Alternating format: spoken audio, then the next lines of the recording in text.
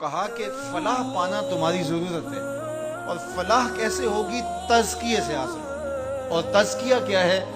تزکیہ تمہارے باطن کی ستھرائی کا نام ہے، اندر کی پاکیزگی کا نام ہے، تمہارے دامن کی عفت کا نام ہے، تمہارے خیالوں اور سوچوں کی طہارت کا نام ہے، تمہارے طرز معاشرت کی خوبصورتی کا نام ہے، تمہارے انداز حیات کی ندرت کا نام ہے، تمہاری زندگی کا جمال تزکیہ ہے، خوبصورتی تزکیہ ہے۔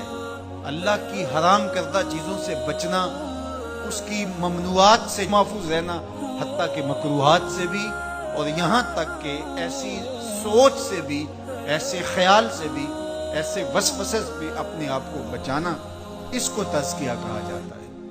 اور اللہ تعالیٰ جل شانہ نے یہاں ارشاد فرمایا قد افلح من تزکا، جس نے اپنے اندر کو ستھرا کر لیا۔ باہر تو مل مل کے سارے دھوتے ہیں، لباس پہ بھی سلوٹ نہیں پڑنے دیتے، اور اپنے بدن پہ ایک ریزہ مٹی کا بھی پڑ جائے تو وہ بھی جھاڑتے ہیں۔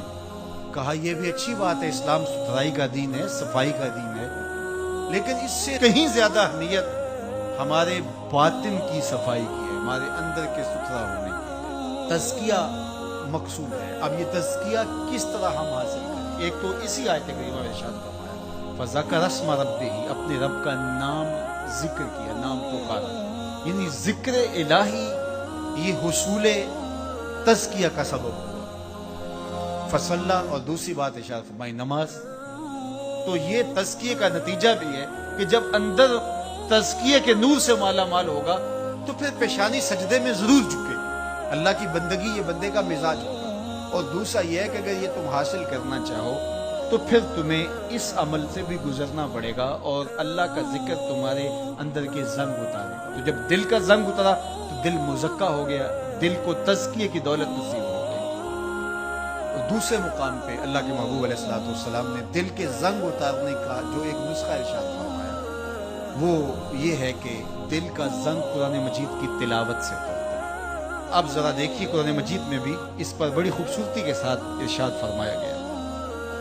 حضرت ابراہیم علیہ السلام کی جو دعا ہے ربنا وابعث فیہم رسولا، ابراہیم علیہ السلام اللہ کے گھر کی تعمیر کر چکنے کے بعد عرض گزار ہوتے ہیں کہ مالک تیرے گھر کی تعمیر کی، یقیناً تو اس کا بہتر صلہ عطا فرمائے گا، تو اپنی جناب سے جو اجر اور صلہ عطا فرمانا چاہتا ہے اس میں سے میری چاہت یہ ہے کہ تو وہ رسول برحق مبعوث کر دے جو ان پر تیری آیات کی تلاوت کرے۔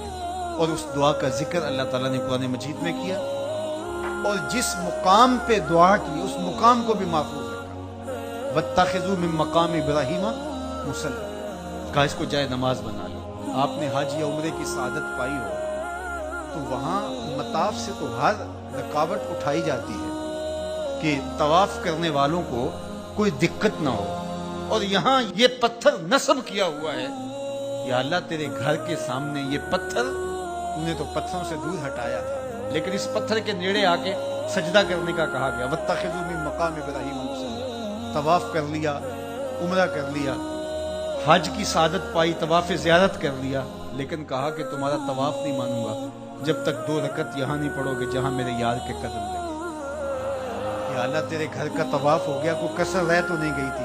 کہا محبت کی بولی جانتے ہو تو یار کا ڈیرا اچھا لگتا ہے، اتنی دیر تک تمہارا طواف ہی قبول نہیں جب تک یہاں ماتھا نہیں رگڑو گے جہاں میرے یار کے، میرے خلیل کے قدم لگے۔ اب وہاں پیشانی رگڑائی جا رہی ہے اور وہاں ماتھا رگڑا جا رہا ہے۔ کہا یہ مقام ابراہیم ہے، یہ عزت کا مقام ہے، اس پتھر کے نیڑے لایا جا رہا ہے۔ وہ بھی پتھر ہے، کالے رنگ کا پتھر، لیکن اس کو چومنے کی تلقین کی، ادب سے چوما جا رہا ہے، عقیدت سے چھوا جا رہا ہے، پیار سے دیکھا جا رہا ہے۔ میں نے بوڑھے اشخاص کو بھی دیکھا کہ ہتھیلیوں پہ جان رکھ کے پتھر کو چومنے کے لیے بیچے ہیں۔ اکلوتے بیٹے کو چومنے کے لیے ماں کی وہ تڑپ نہیں ہوتی جو اس پتھر کو چومنے کے لیے ایک لہجے کے اندر بےتابی اور ایک بے چینی اور اضطراب ہوتا ہے۔ مجھے ایک بوسہ میسر آ جائے، یہ تڑپ کیوں؟ یہ راز حضرت عمر نے کھولا۔ حجر اسود کو چوم رہے تھے اور چومنے سے پہلے بولے اے حجر اسود تجھے کبھی نہ چومتا اگر میرے حضور نے نہ چوما ہوتا۔ ہم نے قطرہ دیکھا نہ کبھی دریا پہ غور کیا، بس جہاں تیری جھلک نظر آئی وہی ڈوب۔ تو یہ عقیدتوں کے رنگ ہیں، یہ محبتوں کے روپ ہیں، یہ الفتوں کا ایک عجیب جہان ہے جو ہم نے یہاں آباد دیکھا۔ تو یہ پتھر ہو کر کے بھی عزتوں کا ظرف قرار پایا اور اس کو سینے کعبہ کے اندر نصب کر دیا گیا. کہا یہ نشان ہے, یہ شاعر اللہ میں سے, یہ جائے نماز بنا لو. یہ عزتوں کا ظرف قرار پایا. اس کو یہ عزت کیوں ملی؟ اس لیے کہ حضرت خلیل اللہ کے قدم لگے. اچھا, کیا حضرت ابراہیم کے قدم ساری زندگی اسی پتھر پہ لگے یا کسی اور پتھر پہ بھی لگے؟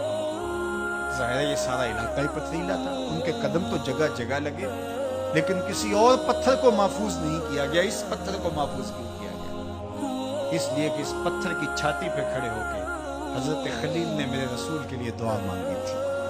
جہاں حضور کا ذکر ہوا وہ پتھر بھی نشان بن